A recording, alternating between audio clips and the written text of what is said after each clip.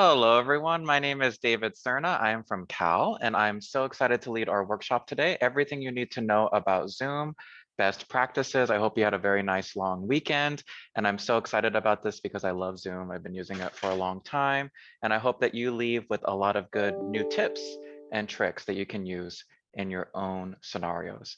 So let's get started. A little bit about myself first. I am an instructional consultant here at Cal at UDC. I'm from sunny San Diego, California, getting used to the weather here in DC. I have a background in English and a master's for TESOL and linguistics. I've been a teacher and a trainer since 2010, and I'm specialized in student engagement, gamification, and EdTech tools. As you can see some of my photos here, I did a lot of marketing events in China at my previous company. I've also done some training with the Chinese government. I have been skydiving. There's my incredible team, including Fatma. Thank you so much. And I do have a cute cat. I'm working from home today, so she may make an appearance as well, right? So I know that a lot of you like that. Okay, so let's go over Zoom. As we know before, when we were meeting in person, we could see each other's faces, but now it looks more like this, right? So if you can, it would be great to see your smiling faces instead of just black screens, if you can. If you can't though, I'll go over how to add a profile picture on your account. So even when your camera's turned off, I can still see a face to the name, right? So that makes a huge difference, especially as a presenter or an instructor using Zoom. So let's go over some of the Zoom controls and I'll walk you through on how to turn on your camera as well as adjust your settings. So as you can see here, you'll see a toolbar. For me, it's at the very top of my screen. This may be at the bottom of your screen, depending on how you have this set up. But the first two on the left are that unmute icon and that start video icon. So if you can start your video. Hello, Fatma, Drew, Ferneka. Nice to see all of you. And then you can also unmute. If you'd like to quickly unmute and say hello, feel free. Just a quick hello. Hello. Hello. Bonjour. Hello. Hello. Excellent. You know, I've done so many Zoom workshops, so I like to do that just to hear that you're all there, right? I'm not just talking to myself. So thank you so much. Also participants, if you click on the participants button. Hello, I'm sorry. I was No late. problem. I found Hello. it now, okay? Perfect. Thank you so much. So if you click on that chat button, you can also chat using the chat box throughout our workshop. I'll go over how to directly message someone. So let's say you want to directly message a student or you want them to directly message you. So by default, it says to everyone here. If you'd like to speak to a specific person, including me, you can go ahead and click on that drop down arrow and you're able to choose a different name. But for now, you can just go ahead and chat to everyone. Another useful tool about Zoom is that you can save the chat as well as your students. So if you look at those three dots in the lower right corner of your chat box, click on those. You'll see an icon that says Save Chat. Once you click on Save Chat, that will save on your computer, Documents, and Zoom. That's how it is for me. Last but not least, I love reactions. So if you click on that reactions button on your toolbar, you'll see a bunch here, like a clapping hands, thumbs up, heart. You can give me some love right now if you'd like. Also that raise hand icon. So these go for 10 seconds on your screen. So you're allowed to react as an instructor as well as your students. Excellent. I see some hands raised, thumbs up, clapping. Those nonverbal cues make a huge difference when you're leading online. Thank you for the love, Cynthia. Appreciate that, Anne. Excellent. So if you do have a question, another way you can say this to your students is when they click on the reactions bar or that button, they can also click on raise hand. That makes it really easy if you have a large class, or let's say that no one's turning on their camera and you can't see their visual hand like this. Clicking on that raise hand icon really helps. So if you'd like to try that out, everyone here, raise that hand for me, that virtual raise hand. Excellent. So that shows me you have a question or comment. I'll call your name and then you can unmute, right? So just testing it out right now. Excellent. We have a very smart group today, right? So these nonverbal cues really, really help me as your host. Right? So let's get started with our agenda. Excuse me. Yes, of course. Can I ask a question about how do you turn the skin tones like Ms. Morrison did? Sylvia, would you like to talk about that? I see that you changed your skin tone. I don't know if I really knew how to do it. I just kind of slid over some things. But I do have a question while you answer that Yes. question. Mhm. Is it possible for the host to see private chats? Yes, so you can try that out to me, Sylvia. So Sylvia, if you look at the chat box, can you send a message to me, David Serna?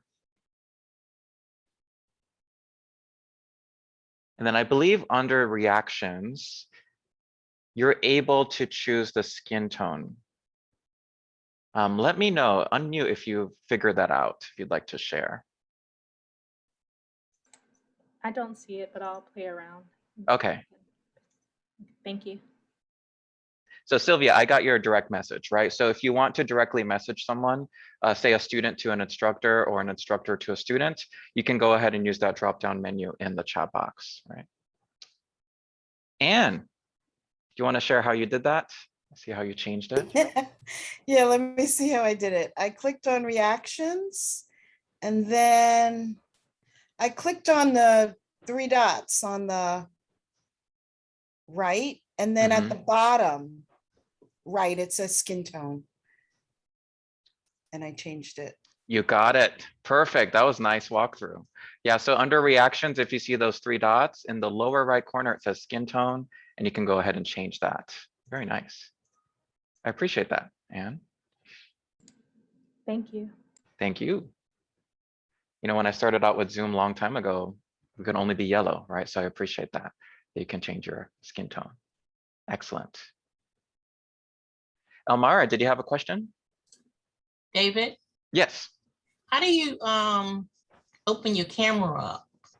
So you should see a function with the video. So do you see on the screen on your toolbar, if you click on that start video in the lower left or upper left? Okay, stop video and then Start video. I don't see start. So you might have to choose your webcam, or do you have the cover on your webcam right now? No. So there's I see a little light on. There's a little drop down arrow. If you click on that, you can choose your webcam. Oh, okay. Select a camera. Yes. So it says integrated webcam, choose virtual background, choose video filter, video settings. Which one? It should be your integrated one. Try that one out. Yeah, telling people to open up that hood, the door over the camera Yes. lens is a good thing. I don't have Yeah. a That door happens. on mine. Like I have a hood right Sometimes here, they right? do. So, and then on my webcam or my laptop, I have the little slider. Oh, well, I'll get it later. I'll go over that too, the different video settings, Okay. but play around with it. Okay. Yeah. Thank you. Thank you. Now, can you see the message? This is Sylvia. Can you see the Yes. message I just sent to Fatima? So I can't see that. So if you're sending a message to Fatma, I can't see that message. Okay. Yeah. So hopefully you're not saying anything bad about me. Or No. I just want to know how much the host can see with the Yeah. private chats. So there was a rumor online during the pandemic that the host could see all the chats that are sent. Yes. They can't. So if you're privately messaging someone, the host can't see that. I see. Okay. Thanks. Mm-hmm. So That hopefully rumor was probably created by, I don't know, some competitor to Zoom. or yeah, or you know, like a teacher that wants to seem really strict, like you need to pay attention in class, right? So yeah. Yeah, Okay, that so makes let's go sense. over, thank you, Drew. Let's go over our agenda. So first we'll talk about setting up your UDC Zoom account. You may be using it already, but if you're not, I'll go over how to use it correctly, including the correct web link for that. It's different than the usual Zoom. Next, we'll go over the in-meeting controls. I'll talk about managing students and screen sharing tips, including my own that may be helpful if you're sharing a PowerPoint, for example. Next steps, I'll talk about student engagement. We'll also have some fun with polling and breakout rooms. So these are built-in functions already in Zoom. Let's utilize those really effectively here. Last but not least, we'll have some next steps, Q&A, and sharing some more resources here. So my goals for everyone here, regardless of your comfortable or your level of Zoom, I really want to give you some great tips that you can use right away that can really help you teach more effectively and use Zoom more effectively as well. Right? Any questions so far? And nice to see all of you here. So let's go over. Oh, yes. I did have one question. Yes. And it's not that you need to answer this now. It's just something I've wondered about. I've researched different services like this, and I'm interested not only in kind of FERPA compliance, but also HIPAA compliance. And I think in our college, we have some things that are going to require HIPAA compliance. The good thing about the Zoom Pro account, it is HIPAA compliant. Okay. Yeah, which is great news. Okay, I did not know that, because I knew that if you were to individually go to Zoom and try to get a HIPAA compliant account, it would cost you, it would have cost me a few months back at least $2,000 per year to set up one HIPAA compliant Zoom account that they were saying, this is our HIPAA compliant Zoom account. Before we had the UDC Zoom account, right? Well, right. But I wouldn't, if I had a clinical practice, I wouldn't do it on the UDC Zoom account. So I would have to still go back and check to see if it were going to be a truly HIPAA compliant Zoom account. And if it were my own practice, I think I'd be a whole lot better off if I were to use, Microsoft's system, because that I know is HIPAA compliant from the get-go. Whereas Zoom was saying they'd charge me $2,000 a year. One thing I can do just to double check is I'll give the Zoom support link, and I'll show this to everyone right now, actually. So I'm going to share my screen.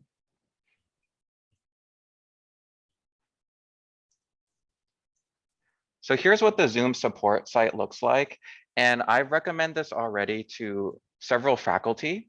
So number one, if you've already used a Zoom, your UDC email address to have a Zoom Pro account before we had Zoom on campus, talk to the Zoom support team so they can get that straightened out with your email.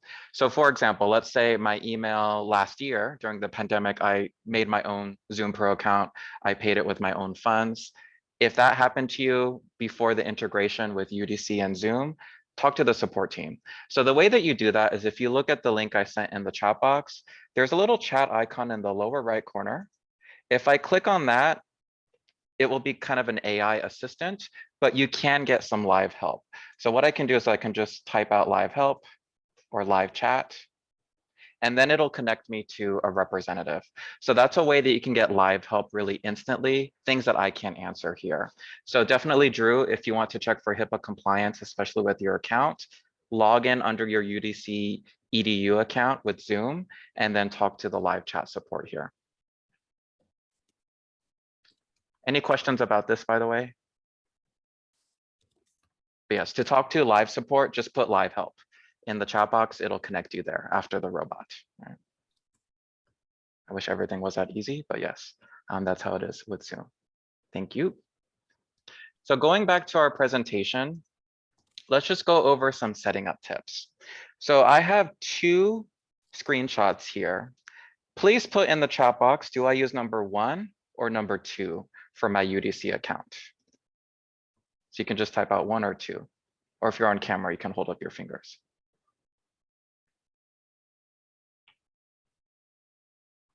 Thank you, Drew, you got that right. Anyone else? Do we use number 1 or number 2 to log in?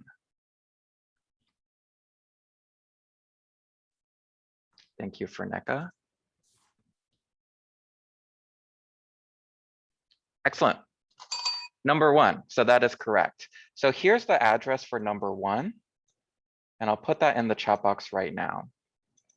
So one of the things that's been happening recently is that faculty or staff have been trying to log into Zoom under the regular zoom.us address. What you want to use though is udc-edu.zoom.us. And you'll see right here, you'll know you're on the right page because you'll see our logo, University of the District of Columbia. So this is where you want to sign in and configure your account. And remember that you're doing this with the single sign-on. So let me just clarify that. So when I go to udc-edu.zoom.us, it will take me to the sign-in page. This is what you always want to use if you're using your UDC email to log into your account. When you click on sign in, it will automatically start to configure your account. Right. Thank you, Fatma, for that. So as you can see here, when I log into my Zoom account, it will be a single sign-on account. You'll see our regular UDC sign-in, like if you were to log into Blackboard, for example, for Zoom. Now, two things that you want to do right away is on the left side, when you're logging in to this website, click on Profile.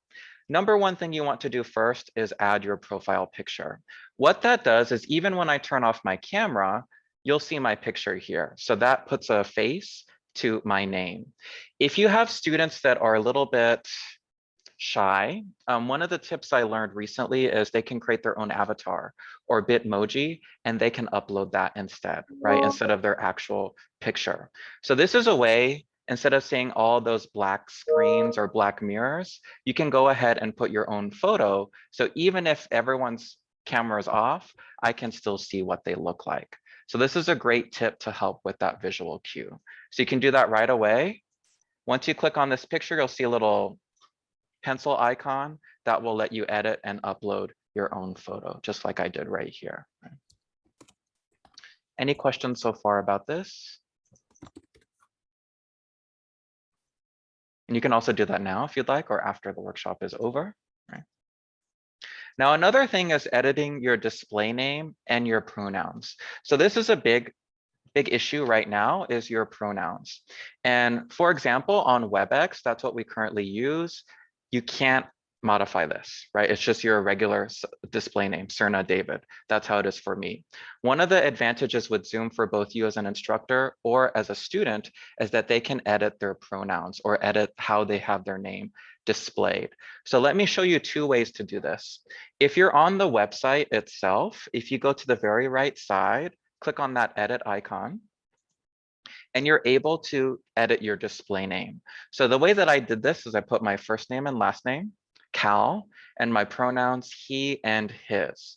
So this is just a good thing to get used to, get comfortable with. You can put your pronouns or information right here on your display name. Now, every time I start a meeting, I don't have to do this for every single meeting. It will automatically display once I just edit that and click on save. Right. Let's talk about during the meeting though. So everyone is here during the meeting. So let's do this in real time. So the way that you do this is editing your display name is number one, click on participants. So that will be in the middle of your toolbar. Number two, find your name, and then there should be 3 dots or rename right next to your name. Once you click on rename, you're able to rewrite your display name. So if you can do this for me with your name and then your pronouns, that will help me.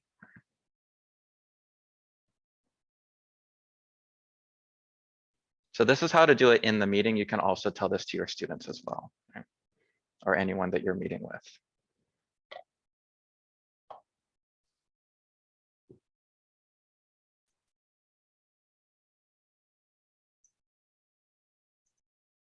Excellent. Thank you so much, Ferneka and Anne.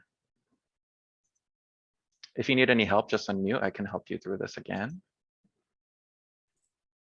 And that's just for this meeting?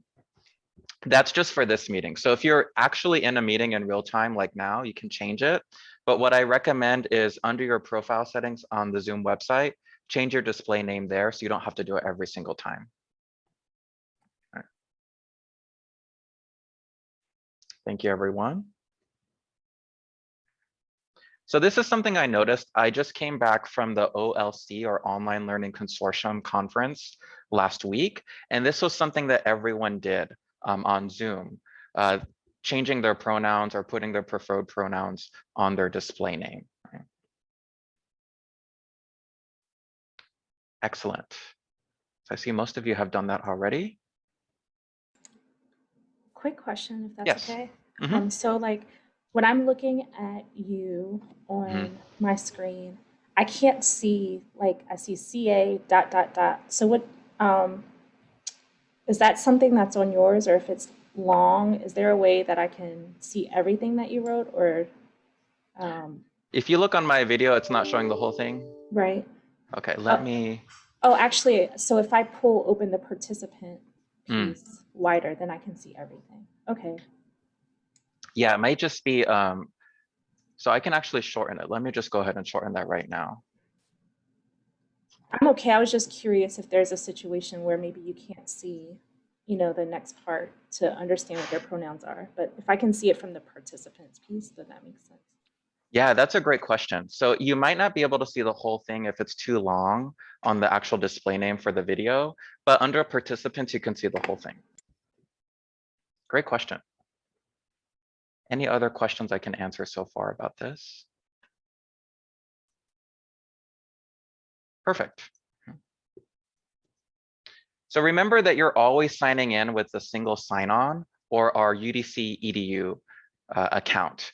So if you have the actual app on your computer, I recommend that you download this, the Zoom app for your computer, and then you can log in on the Zoom app with the single sign-on account. So here's what it looks like on my Zoom app, and you'll see it says sign in with single sign-on.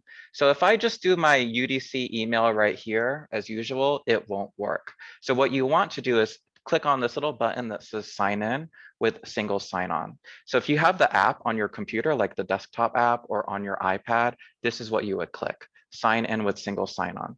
If you don't want to do it this way, you can just go to that UDC-EDU site that I put in the chat box. That will also take you there. But I'm using the Zoom app right now. I just click on sign in with single sign-on. Now you do have to fill this out. So let me show you what that looks like. So on the screen, it'll ask for your company domain. Just remember this, UDC-EDU. That is our domain for our account.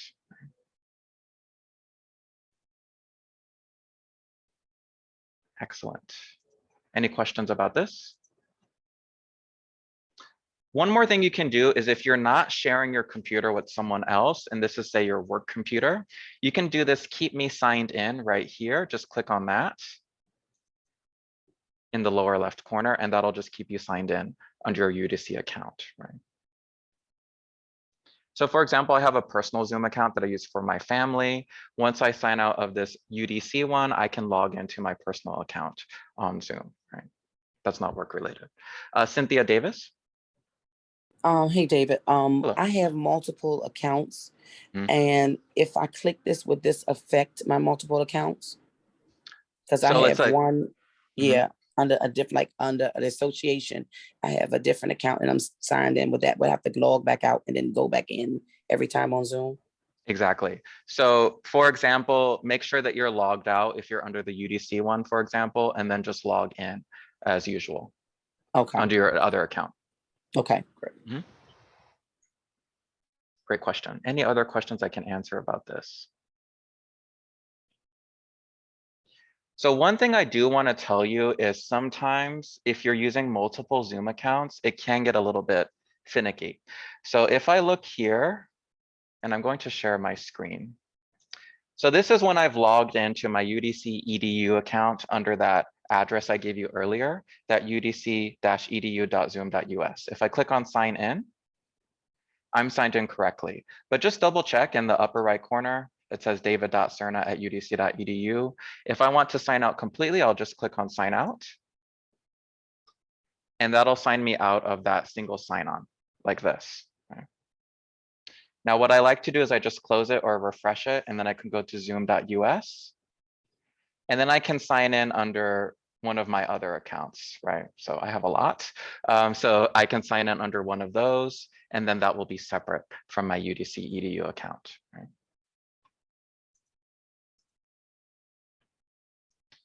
Excellent. Cynthia, did you have another question? No, I didn't. I'm sorry, I just used to lower my hand. Oh, no problem. Thank you, Cynthia. So let's go over some of the perks or some of the features of the UDC Zoom account, right? Compared to a regular free account for Zoom. You have an unlimited number of Zoom meetings and unlimited minutes, which is nice. I researched this. Meetings can be up to 24 hours long.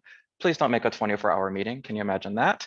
But you have that option. It can be all day if you'd like.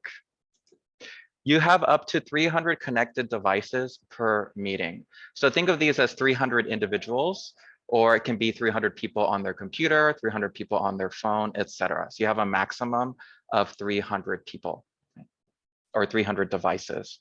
There is an emphasis on collaboration and engagement with our UDC Zoom account, which is nice.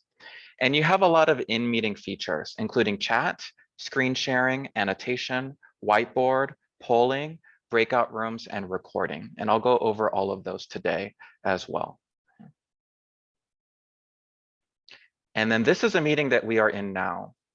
So I set this meeting up under my UDC EDU Pro account, so we can have up to 300 people in this meeting at one time.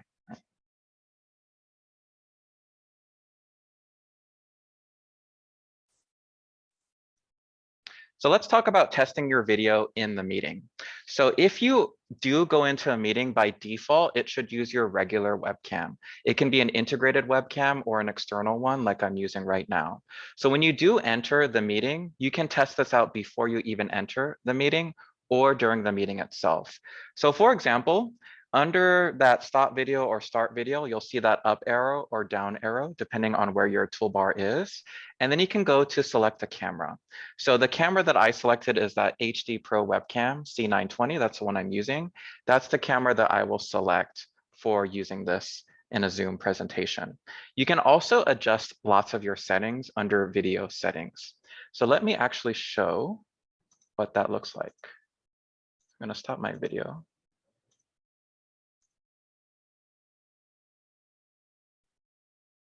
I'm going to share a part of my screen here.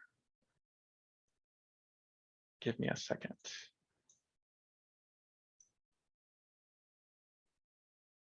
Can everyone see this part of my screen? Right, you can see me on here, right?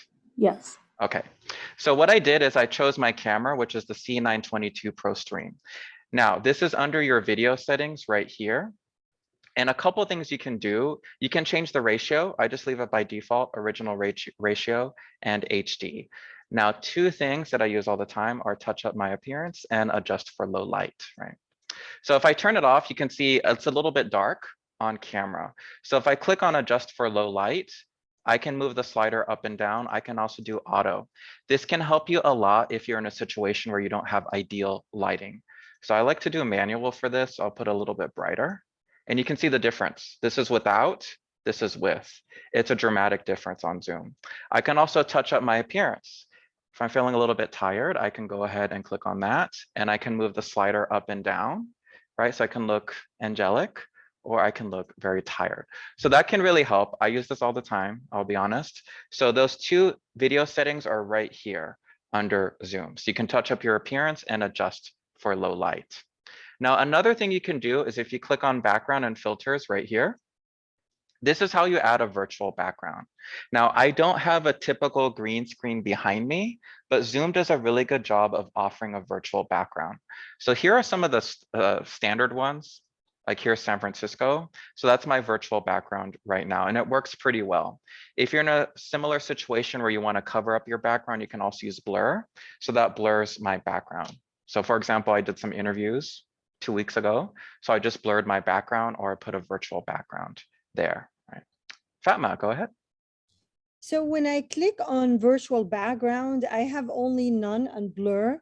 And when I click on the plus sign on the right side, it will ask me add image or add view. So I don't have these options. Is there any way I can download it?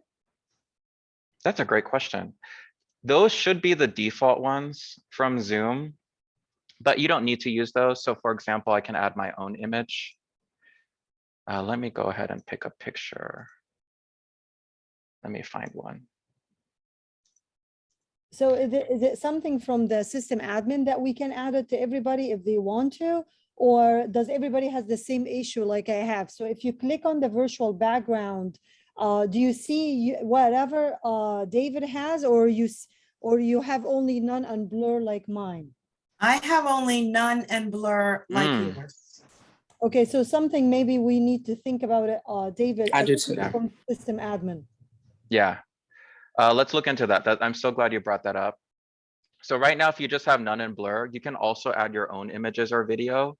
I know these ones on my screen are the standard Zoom ones, but for some reason they're not showing up. So let's double check that. Okay. Thank you, Fatma. But this is a good way that you can also involve your students. I know some students, because of their situations, they don't want to show their environment or where they are. So you can also encourage them to put another image behind them. So for example, at the conference, they talked about put your favorite cartoon or favorite video game. So here's one. Like I can put Super Mario up behind me, right? That's one of my favorite video games. That can be a way that I can just have fun. I can also use this beach one. I wish I were at the beach right now, and you can see that up behind me. So that's a really great way to equalize this for our students if they are in a situation where they don't want to show their background. Also encourage them if they want to use blur or one of these other pictures or videos here as well. Right? Last but not least, there are some cool AR effects that are included with Zoom. If you click on this little studio effects in the lower right corner, that will bring up these other studio effects. So let me share my screen so you can see that. Right? Yeah. Okay, so if I want, I can make my eyebrows thicker. I can also change the color. I can give myself a goatee or beard.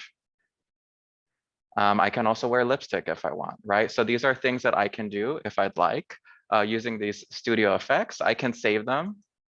I mean, I can't grow out a beard, but you can see I have a mustache right there, right? So those are ways you can do some studio effects. I know it's a little bit silly, but that's just something that they added if you'd like to try that out. That's really fun in Zoom. Right? Any questions about this? You got it. Hopefully that was fun, right? So let's just watch a quick video about testing your audio and video in Zoom. When you're joining a Zoom meeting, you'll see a video preview pop-up that prompts you to determine whether you'd like to join the meeting with your video enabled or disabled by default. Simply select the option to join into the meeting using the preference you've selected. Joining and configuring your audio and video within a Zoom meeting is quick and easy. If you see the Join Audio icon in the bottom left-hand corner of your Zoom meeting window toolbar, simply select the icon and select Join with Computer Audio. You'll also notice there is the option to test your speaker and microphone prior to joining the meeting. However, if you're already connected and others are having issues hearing you or you're having difficulty hearing others, navigate to the up caret to the right of the mute and unmute button, where you can test your speaker and microphone on the fly. When you select Test Speaker and Microphone, you'll be presented with a series of steps. Simply follow the prompts by answering yes or no to connect your audio properly. During a Zoom meeting, you can also start or stop your video at any point by selecting the Start Video icon, like this. Simply select Stop Video to stop your video feed from being shared with others. You can also adjust your audio input and output sources on the fly from the up caret as well. And also you can adjust if you have multiple web camera sources, you can adjust your web camera source on the fly also. So just a really quick walkthrough of using those audio and video tools that are available in Zoom, especially if you can't hear someone or maybe you can't hear yourself. This is a way that you can check if everything is working correctly. When you're joining a Zoom meeting, you'll see a video. So let's talk about testing your audio video right now during a meeting itself. So what she was talking about in the video is click on that little arrow or that up caret next to start video or stop video. You can click your camera, select that, and then your video settings. So I also had that virtual background that I walked you through and the studio effects if you'd like to add any facial hair or lipstick. Right? So the virtual background option looks like this. You can go ahead and put a virtual background or blur it or put a video up behind you. So this can be quite fun for both you and your students or anyone that you're meeting with, right? So go ahead and try it out right now if you are on camera. So I see is it Yvette and Drew and Fatma, if you'd like to change your background. I'll go ahead and do that right now.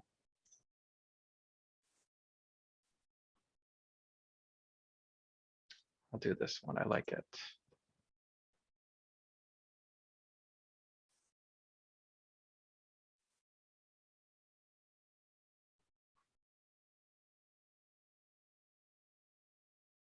Yeah, if you're on your phone, it may not work, right? You know, speaking of, I was at the conference and they talked about find your celebrity lookalike and put it in your background. So I'll go ahead and do that now and I'll ask everyone if I look like them.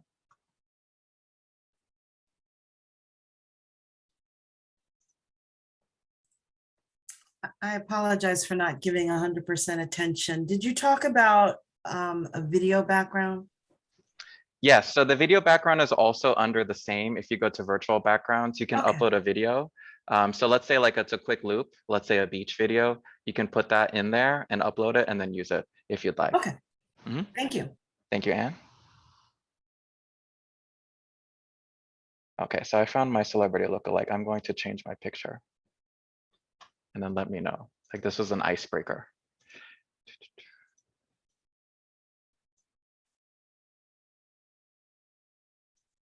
So if you ever watched this old show called Saved by the Bell, there's my celebrity lookalike. His name is Mario Lopez. Do I look like him? Right, so that could be a fun way you can have like an icebreaker activity with you and your students, right? But I'll go ahead and go back to my cityscape. Okay, so I want to go over scheduling a meeting and I'll walk you through on how to do this live. Can So let I me- ask one Yes, question? Of Sorry. course. Mhm. Kind of when Zoom got popular, there was a lot of things where people had filters on and they couldn't take them off. Is that kind of bug still happening? Or yes, like this There was a teacher video there. of a lawyer, right? He was like a cat and he couldn't take it Yeah. off. Yeah. I'm just curious, like if I'm ever in a situation where like somebody puts, they click video filters and then can you really get them off, or was it a situation that he just didn't know what he was doing on Zoom? I think that situation, he didn't know what he was doing. I think he had Okay. that filter or someone used it before him. Yeah. He didn't know how to take it off. But Yeah. to take off those filters, just go back to that virtual background, studio effects or filters, and then you can just take it off. If you're The having mask. trouble or your student is having trouble, you can also ask them to sign out and then sign back in, and that should kind of reset it. Okay, that makes Mhm. sense. Okay, thank you. You're welcome. Yeah, I saw that video. That was quite funny, right? He was a cat during a really serious meeting, and he couldn't take it off. Yeah. It was somebody in DC during some kind of interview, they turned themselves into a potato by accident. It was like really kind of Oh gosh. Can you imagine during an interview if that happened? Right. So I'll go ahead and walk through on how to set up a meeting. Thank you, Ferneka. So remember, this is what it looks like on my page under the udc-edu.zoom.us. I'll go ahead and sign in. So it's going to ask me to pick my account, which is my main one, david.serna@udc.edu. I'll click on that. And you'll see that regular sign in right here, that single sign on. If I log in, now it'll take me to the page. I can also stay signed in. I'll click on yes. So if you are familiar with WebEx, remember that all of these different tools, we're thinking about them agnostically. It's more about how you use these tools rather than the tools themselves. So if you are used to WebEx, it's very similar on how to set a meeting with Zoom. So for example, I'll look at this meeting as an example here. So I set up this EdTech, everything you want to know about Zoom meeting for October 12th at 12 p.m. Eastern time. If I scroll down, there are some settings I can go ahead and click on. So let me do a new meeting. So if I go to meeting and then schedule a meeting in the upper right corner. So right here, I can do test meeting. I can also add a description. Let me make this bigger for everyone.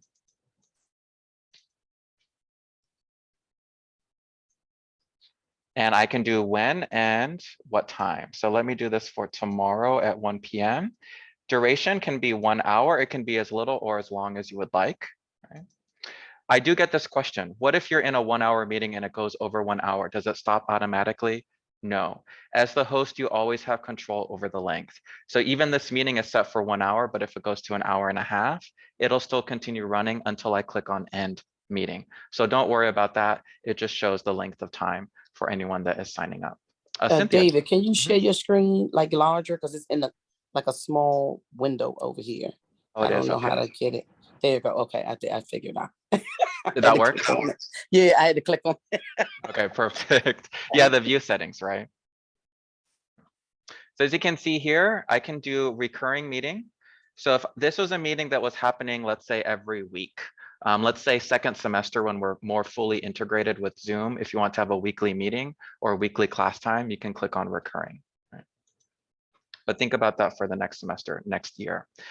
Registration can be required or not. So I'll just go ahead and unclick that. That's already unclicked by default. The meeting is generated automatically. We have a passcode and a waiting room. If you did, let me resume my share. If you did come to our workshop a little bit early, you were admitted to a waiting room. This is for security purposes. So if you have a set number of students, let's say 10 students in your class, and you see a random name pop up, you don't have to admit them in your room. So by default, this is already there. I would keep it there just as a host for security reasons. You may have heard of Zoom bombing happening a lot during the pandemic with people that were not in that organization coming into the meeting. That no longer happens because of this waiting room. Now, 2 more settings that I like to keep by default. The video for the host and participant when they join is turned off, right? So there may be a situation where I don't want to turn on my video camera. By leaving it off on default, that is a lot safer for everyone involved, right? And then when they're ready, I can turn on my camera and they can turn it on as well. Okay. Now, a couple different meeting options you can do right here. Mute participants upon entry. I can go ahead and click on that. Breakout room pre-assign. If you want to pre-assign breakout rooms for your students, you can go ahead and do that. I also encourage you to do automatically record meeting and then in the cloud. So you have these unlimited meeting minutes that are saved in the cloud. Go ahead and click on automatically record meeting. Next one, if I have an alternative host, I can go ahead and add them.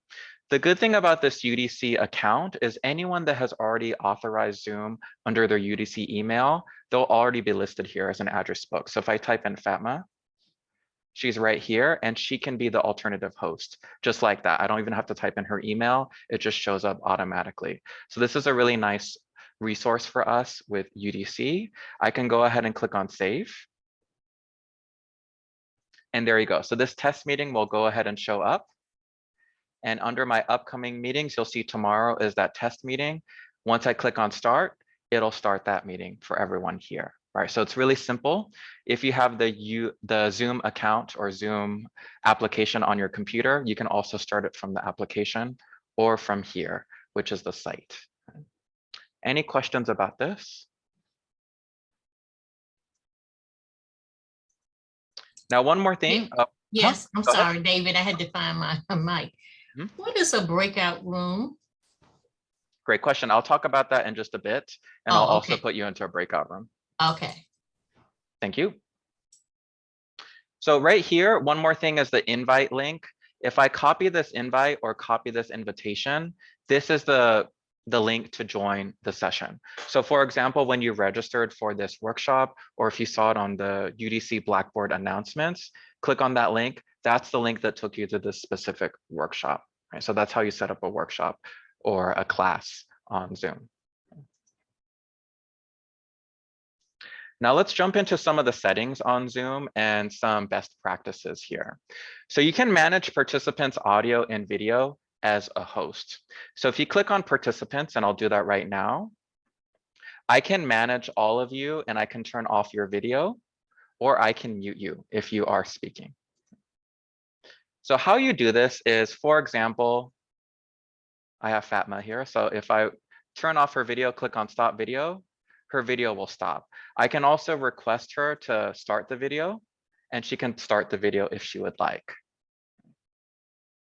So one of the things I want to go over though is you cannot start a video for a student automatically. They have to give you permission or they have to start the video themselves. That's just a security issue. Same thing if you want to ask them to unmute, I can go ahead and do that to Fatma right now.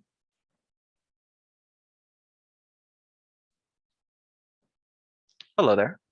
Hello. So same thing, I can ask her to unmute. I can also ask her to start her video. I can do the same thing. I can mute her or I can stop her video. So those are the controls I have as the instructor or as the host. When you are hosting a large group, by the way, sometimes what happens is a lot of people will turn on their microphone at once. So if you click on right here, and I'll go ahead and annotate this. Under more, you can mute all the participants or you can unmute them all. So these are controls you have as a host, or you can choose an individual person. So look at the second image. And I can click on more and I can make them a host, make them a co-host. I can rename them if I would like, only for me to see, or I can remove them completely from the session. So a lot of different functions you have as a host to control what's going on in that classroom.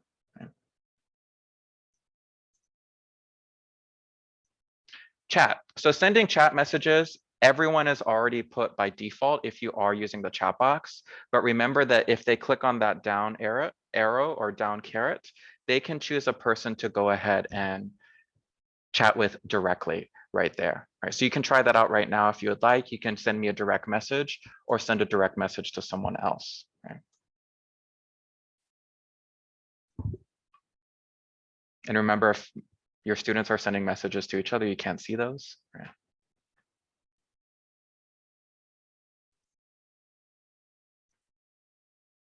And let's go over some views. So as a host, you can go ahead and change from speaker view to gallery view. So the way that you do that in the upper right corner, and I'll go ahead and stop sharing. In the upper right corner, right now we're in gallery view, or for me, I'm in gallery view. But in the upper right corner, you'll see a little view button. If you click on that, you can choose from speaker, gallery, or immersive. Immersive is a new one. I can go ahead and try that out right now. So here's an immersive view. It's brand new. I don't use this a lot, but you can see right now Fatma and I are on the wall on this gallery, right? So pretty cool. But by standard, I love the gallery view. So right here. The good thing about the gallery view, if I stop sharing anything on my screen, I can see up to 49 people in this gallery view. So that's a lot of people. If there are more than 49 with their cameras on, you can just go to the next screen and see more. So the gallery view is very, very helpful here on Zoom. I'll go back to sharing my PowerPoint. And you can just switch back and forth for these views. Now let's go to recording. When you are setting up a meeting, by default, you should put record to the cloud. But if you're in a meeting itself, you can click on the record button right there and click on record to the cloud. Now you don't want to record it on your computer because it does take up a lot of space. And if you want to share that, you have to upload it to a different storage site. Let's save the work. If you already automatically record to the cloud, 20, 30 minutes after the workshop is over, you'll get a link in your email with that cloud or that recording. And you can just share the link and that will share the recording to everyone that was there or not there in that meeting. So right now it is recorded. One more thing is sharing your screen. Now on the Zoom toolbar, you'll see that bright green arrow. It's usually in the middle. Click on share screen and you're able to choose an application or a part of your desktop that you'd like to share. To share your sound, there's a small little button in the lower left corner, which I'll go ahead and circle, that says share computer sound. Once you click on that, any YouTube video or music or anything in my presentation that I'm sharing, they will also hear as well. You may have been in a situation where you didn't hear what the presenter was sharing on their screen. They probably didn't click on that little button that says share computer sound. So just an important thing to note when you are sharing something on your screen.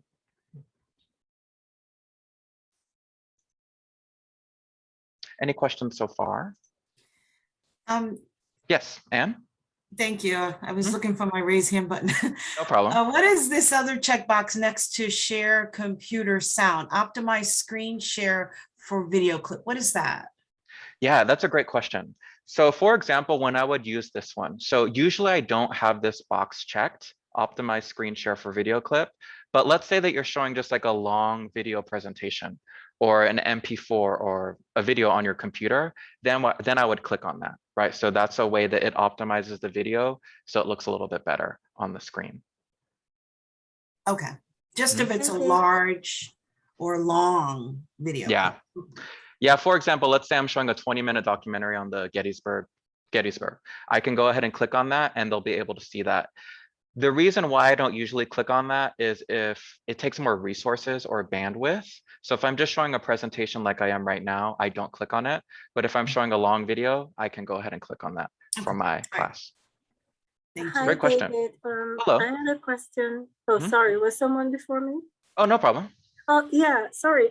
So screen sharing is my weakness, really. I am not sure, like, if I am running several applications one time open, Mhm. it's usually tricky for me to get to the specific thing I want to share. So do you have like a few minutes to just show me how you would like get to the specific thing if you have like several things running? Thanks. Yeah, let's say that I'm wanting to show my internet browser plus my PowerPoint, right? So what you can do then is share your desktop. That's the best way to share something really quickly from your screen. But what I prefer personally is I'll just have several applications open. I'll go to new share and I'll click on a different application, just so they're not seeing every single thing on my screen. But definitely for anyone here, I will put our information for office hours. If you'd like a more personal one-on-one consultation with me or my colleague Julian, I'll go ahead and go over how to sign up for that so we have more time to go over it. Thank you. Is it Cynthia? Go ahead. That's not me. Oh, Stevie Cooper.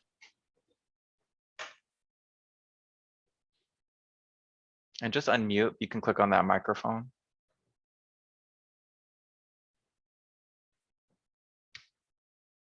That's not working. You can also type in the question to the chat box. Got it now. Okay, Okay. perfect. Mhm. When you're in a Zoom meeting, do the participant have to get permission to record or video? Record. Yeah, you can try that out right now, actually. So by default, they have to ask me permission if they want to record it themselves, right? So I'm Uh-huh. recording it right now in the cloud. I don't recommend that you give permission to your students to record because you're automatically recording it already. And then you can share that recording link with your Okay. students. Yeah, Thank you. you're welcome. But yes, if any of you would like to record this session, I'll deny it because I'm already recording it, right? But let's say that I forgot to record and then Fatma's like, oh, I need to record it. I can go ahead and give her permission to record this session in case I forgot or something like that, right? Great questions here. Ferneka, go ahead. Is there ability to record breakout sessions? Because WebEx doesn't have that capability. And I'm curious to know if you can do that in Zoom. Not yet. So any breakout sessions that happen will not be recorded. So what I recommend for breakout sessions, and I'll go over this towards the end, is when you come back from the breakout sessions, remember the main session will be recorded. So what I like to do, and I'll talk about some best practices, is if I have groups of 4 or 5, I'll give them about 5-10 minutes to talk about something, discuss. When we come back, it'll start being recorded again when everyone is in the main session. I might need to talk to you offline. But so one of the purposes, I'm trying to figure out if board meetings can be held in Zoom. And so one of the things is like when they have sessions that go into executive sessions, those are supposed to be recorded. And, you know, can I put everyone else in a breakout room and keep them there? Or if somebody signs in, are they like, is there a way to lock rooms or like the main room? But I could have an offline conversation if that's. Yeah, definitely. Let's talk about it offline. Okay. Yeah, but currently now, if you do move anyone to a breakout room, only the main session would be recorded. So if I put all of you in a breakout room right now, it would only record me in the main session. Okay, that's helpful. Thank you. Thank you, Ferneka.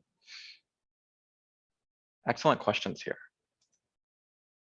So a couple of things I want to go over. We will run a little bit over time, by the way, so I do apologize for that. There is a lot of information, but this is recorded as well if you can't stay after 1 o'clock.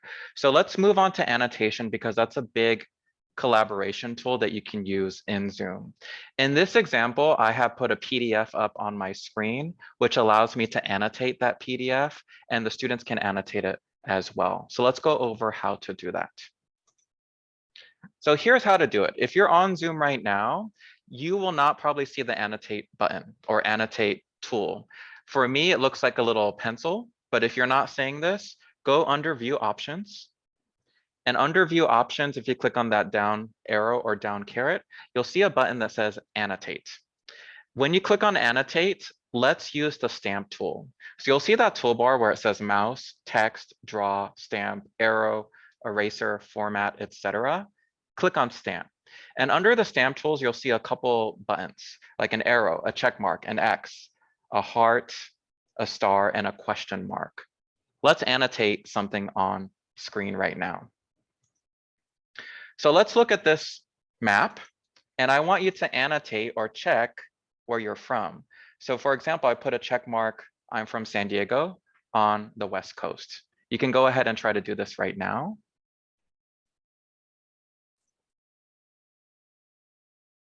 You can put a check, you can put a star. CV Cooper, go ahead.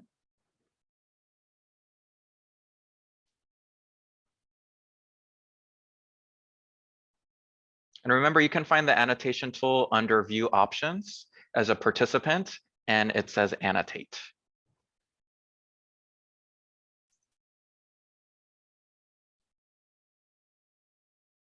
Let me know if you can't do that. So I only see what I see Franika's coming in there. Okay. Can I do more annotations than one?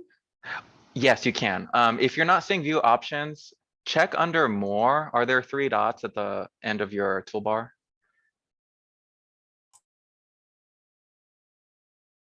See, a couple of you have already annotated this, right?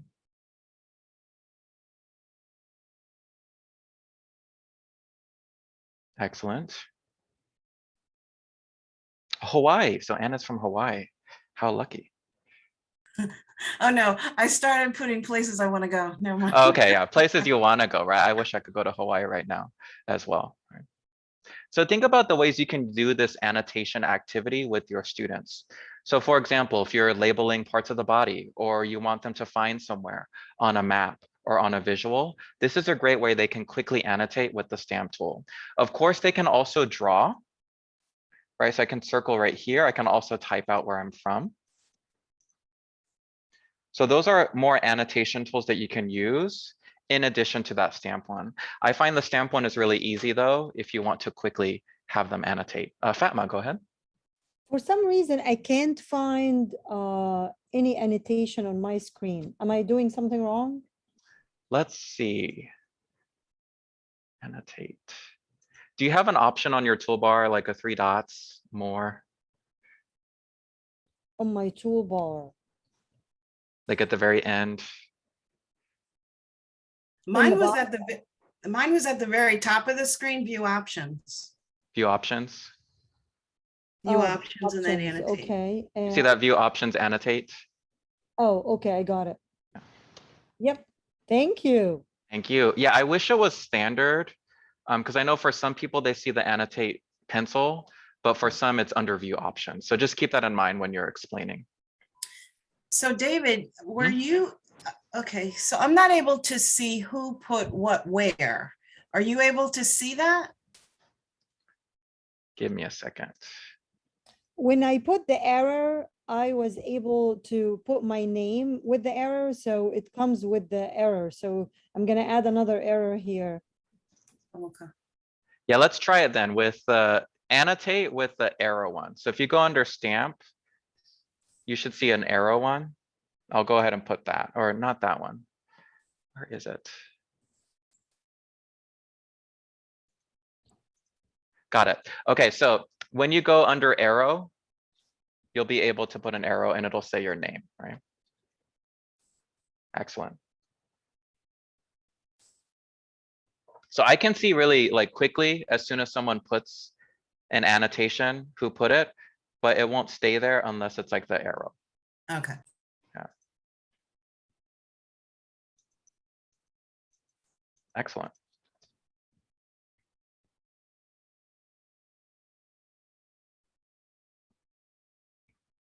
Oh, Fatma, I should have put like a world, not just the US. Right. Yeah, I couldn't find where am I, but I'm so sorry. You can put where you want to go right there. You can do it that way. So thank everyone. As the host, I can also clear all the drawings. So I'll go ahead and do that. And now it's completely clear. All right. So the whiteboard is also another tool. I won't go into it today, but if you go under new share, you'll see an option for the whiteboard. And the whiteboard is very similar. They can draw. I don't tend to use this so much, but it is a good like freely open, just blank space. But rather I like to show an image in either a PowerPoint or a PDF, and they can annotate on top of that image instead. So whichever you prefer, but you'll find that option under new share and whiteboard. Now just a couple more minutes and we'll go over a few more different options. So polling is a great way you can collect feedback really quickly, quiz students, etc. Host and co-host can launch existing polls, but only the original host, so that would be me, can create new polls, create new questions, or pull poll reports. So let's do a quick poll, which I'll launch. You may have seen that blue gold dress from a few years back. Here's another one. So I'm going to launch my poll. You should see this and tell me, what color is this shoe? Is it gray, teal, pink, white, or C? I saw it change. There's no correct answer because I see both now.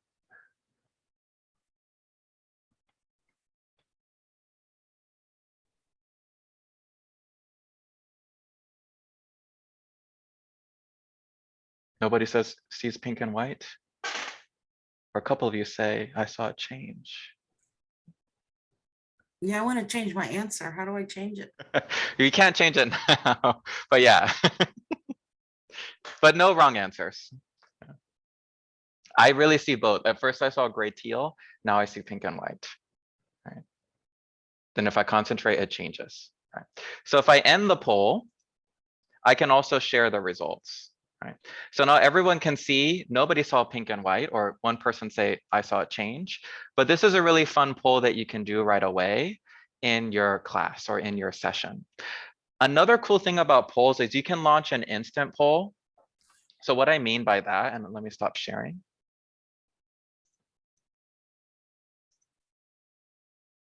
You can also do a poll where it doesn't have the questions on the poll itself, but it just says, number one, look at the question on the slide, choose number 1, 2, or 3. You can do it that way as well. If you don't want to type out the answers beforehand, you can just type it on your actual slide. Can you show us again, where do we get the poll? Where is this feature? Yeah, so on your, as a host, you're not going to see it right now as a participant, but okay. as the host, you'll see it on your toolbar. Okay, thanks. Great question. So here's how to use Zoom polls. We'll watch a quick video about how to use it and how it looks like from the host perspective. Hey everyone, Farah from Zoom here. On this short video, we're going to review polling for your in-meeting experience or your virtual classroom. As the host, you can see that I already have a polling button built into the toolbar along the bottom. And when I click this, this will give me the ability to launch any polls that I've already set up between world history and US presidents in this example. When I'm ready to launch this poll for my class, I'll click Launch Poll button. And then I'll be able to keep track in real time as my participants are responding to the poll. So we can see here we have 2 questions basically around some of the wars from previous centuries. And we can see as the responses start coming in, I can see 2 out of 7 people have responded. And there's a timer up top too. So I can tell everybody this is a pop quiz. We have 10 more seconds for you to get your answers in. And then once those answers are completed, I can click End Poll. And we'll just go with what we have here. And so I can see that 60% of my class said 1914 for World War I, and that also 60% said Otto von Bismarck. What I can do from here is share the results to the class so they can see what the results are as well. And although this doesn't tell me who answered what, I can pull the report after the meeting has concluded to actually see who in my class responded correctly to the answer. When I click stop sharing, I will have the opportunity to relaunch the poll. It's very important to note here that if you relaunch a poll, it starts it from scratch, starts it from 0, and there's no way to pull that report from the first poll that you launched. So please keep that in mind. Now I've pre-created this poll. I've already added it from directly from the website. I'll share the web page here so you can see where you can find polling. From any meeting you've already scheduled, all you need to do is scroll to the bottom of the page to see any polls you've already created. You can edit them here, and you can also add additional polls here. Hope this video was helpful and gets you off to the right foot starting polls with your classrooms or your in-meeting experience. If you have any other questions, please check out our support page at support.zoom.us and have a great day. Thanks, everyone. So a really cool thing about polls is you can share the results like I did in this meeting, but you can also download these as a spreadsheet. So if you can see the spreadsheet on my screen, let me make it bigger. I can see every person that participated. So it was 7 of you, as well as your answer. So if you want to use this as an attendance, you can also do that as well. You can have an example question, download the results afterwards, and then see who was actually participating in there in the meeting, right? Drew, I saw that you have a question. Okay, so this is interesting. So you can grab the responses on some sort of spreadsheet. Download that. So like one thought I had is you can have a very large meeting on a group call. You can walk them through a whole bunch of items. Sometimes if you like it. Drew, it's a little bit, sorry, your microphone is a little bit fuzzy.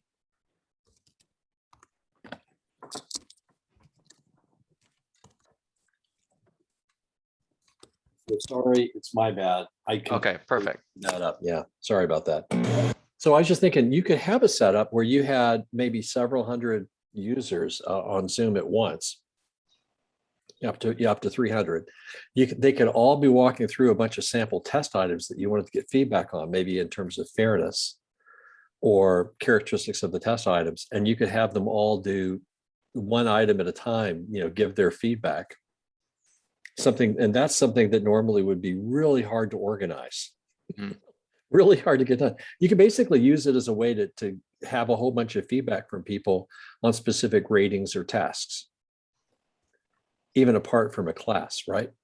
Yeah, definitely. So if you just want to start using the Zoom functions themselves, the poll option is great. You can do this as an icebreaker. You can do this as a quick get to know you type of check, like how are you feeling today? So the polls are really great. And because we have the pro account, we can also see a spreadsheet like this of everyone that participated, as well as their answer choices. So even if it's 250 people or 300, you can do a quick poll.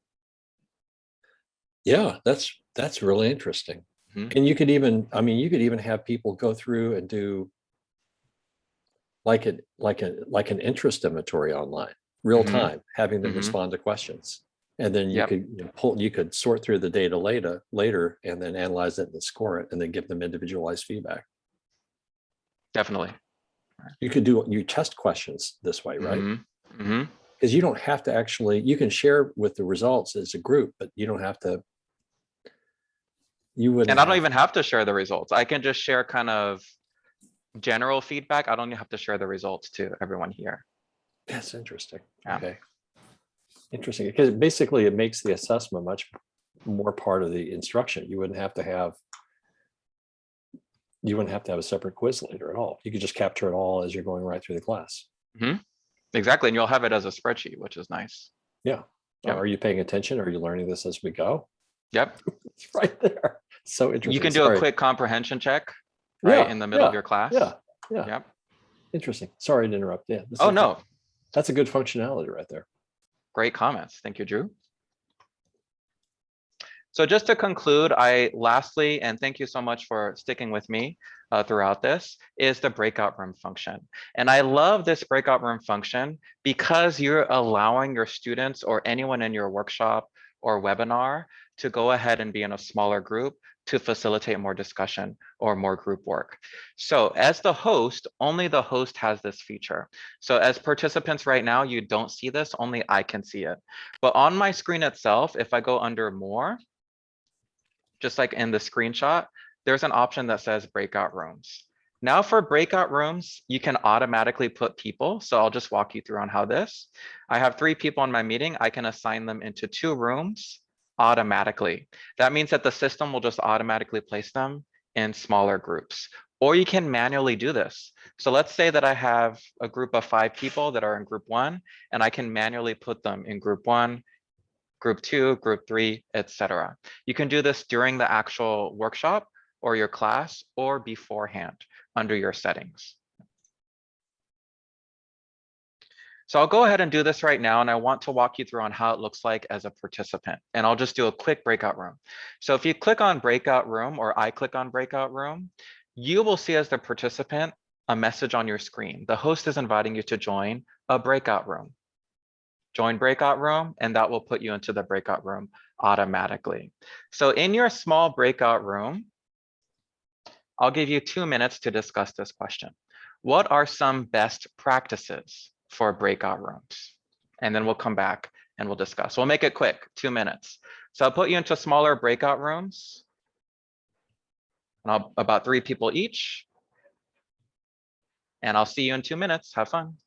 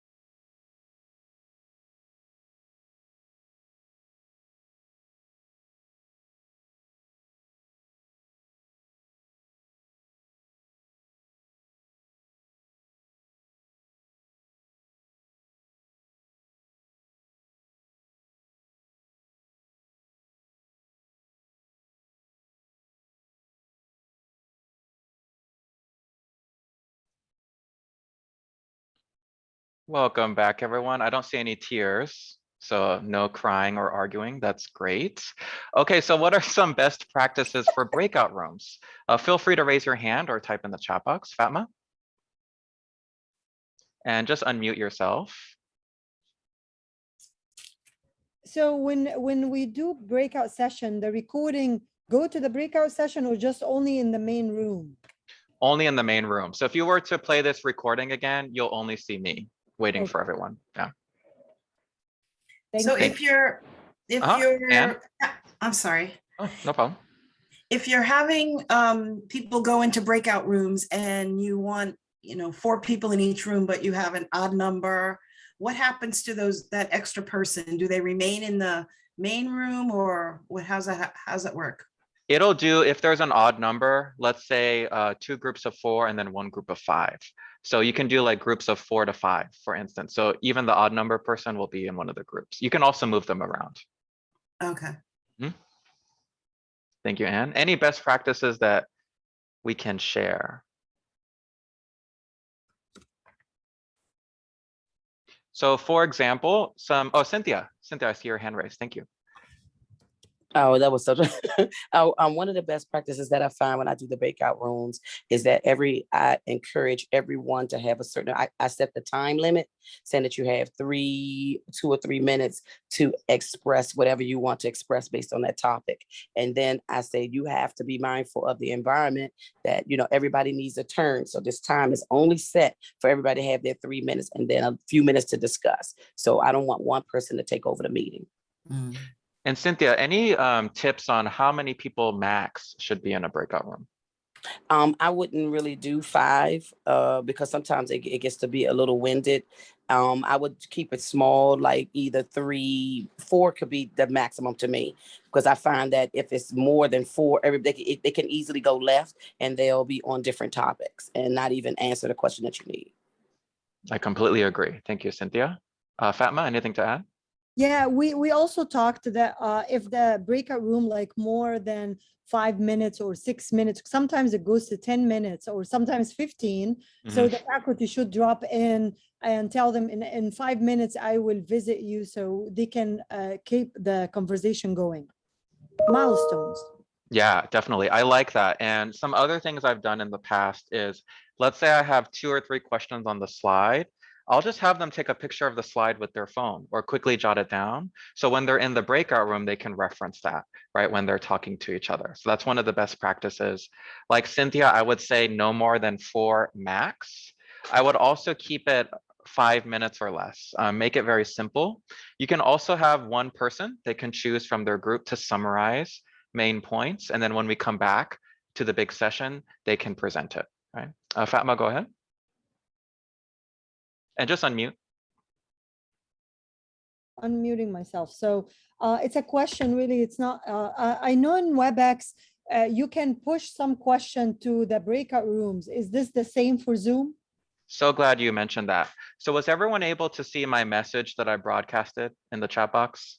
I said you have 2 minutes and I put the question in the chat box. Yeah. So as the host, you're able to click on broadcast message when you're making the rooms, and then everyone will see that message in the chat box. Similar to WebEx. All right, thank you. Yeah, thank you, Fatma. Another good tip that I learned last week that I'm so glad I went to the conference. I learned that, let's say you have students that are working on an assignment in real time. Maybe they're filling out a worksheet. You can put them in breakout rooms of 1. And what that does is they're in individual breakout rooms. And as the instructor, I can hop in individually to each breakout room and I can have that one-on-one time with my students. I never thought of using a breakout room that way. I thought it was genius, because let's say you have a smaller class or you want them to work individually on something, you can go ahead and hop in to each group as the instructor and just have that one-on-one time with the student. So that's another option. You don't have to use a breakout room for groups. It could be for that one-on-one type of work. So while they are in breakout rooms, would they be able to use the chat, the private chat? They can chat in the chat box to each other, or if they need help, they can request help in the breakout room from you as the instructor. Yeah. Okay. Any questions that I can answer about this? Drew? Yeah, I'm coming back to thinking about how you could use Zoom as a tool to train, to facilitate training. Let's say you wanted to teach someone how to do a skill, and like coding, like programming. People talk about programming as a pair is a good way to, program with somebody looking over your shoulder as a pair is a good way to teach programming. Say you had 6 people trying to learn how to code. You could actually create 3 breakout rooms, assign 2 people per breakout room and have them alternate doing the coding. And then as an instructor, like you were saying, you could pop between them and just see how they're doing. You could even have actually people that are doing work during the day do the same thing. I mean, you could basically supervise them as a manager doing the same thing via Zoom, which is kind of interesting, I think. Yeah, that's an excellent way, because I know that What tends to happen in a big group on Zoom is that some people don't want to participate or they're shy to participate. So in a smaller group, or if you pair them up or even individually, that's a great way as the instructor, you can have that more one-on-one personal time with them. Right? Great ideas here. Any other questions about breakout rooms that I can answer? And let me just lower the hands that are raised now. Drew, did you have another question? No. Excellent. Or Drew? No? Okay. Anne? Yeah, I'm good. Yeah, but breakout rooms are a great way to just make a large meeting feel a lot more personal, right? Thank you, everyone. So next steps and Q&A. My name is David Serna. I will put all my information in the chat box. It's been so much fun today. So feel free to email me, david.serna@udc.edu. I really love using Zoom and WebEx. So if you have any questions or just want to try things out or use other tools, I'm more than happy to meet with you. Just send me an email. You can also sign up for our professional development and office hours. So for example, tomorrow we have an impact session with the College of Arts and Sciences. That will be from 11 a.m. to 12:15 p.m. If you'd like to sign up, just go to that third link. You can also sign up for office hours that we offer Monday, Tuesday, Thursday, and Friday. We are more than happy to work with you and get some more ideas. I do apologize for running over time. I know Zoom does have a lot of information, so I appreciate you staying and sticking with me. Cynthia, go ahead if you have a question. How do we go back and look and listen to this training again? How do I access it? Great question. Fatma and I are updating the website, so we want to put all the recordings and information on there. But I will send a follow-up email. Did you register through Calendly? Yeah. Yes, Okay. I did. Perfect. Yeah. So I have your email. I can send you the recording afterwards for everyone that Okay. registered. Thank you so much. Thank you. Thank I you, have to hop Yasmin. off, you guys. So good day. Thank you for a great training. It was fantastic. Thank you. Yeah. Nobody fell asleep, so that's good. All right. Thank you, Fatma. One more thing as the host, remember you can end the meeting. So as the host, click on end. You can end the meeting for all or just leave the meeting. So for example, let's say I had an emergency. I can make Fatma the co-host. I can just leave the meeting and I can put the meeting in the hands of Fatma, for example, right? So that's something you can do as well. Let's say you have a TA that you want them to continue the discussion. You can also hand it over to them, right? Excellent. Any final thoughts or questions? Thank you for the meeting. Thank you for coming. I hope you had a great time. I did. Thank you. And please schedule a consultation with me. I would love to talk about this further, even a deeper dive, right? And please look at our schedule. Thank you. Thank you, everyone. Bye-bye. Bye-bye. Thank you, Rebecca. Bye-bye, Fatma. Bye. Thank you so much. Bye-bye.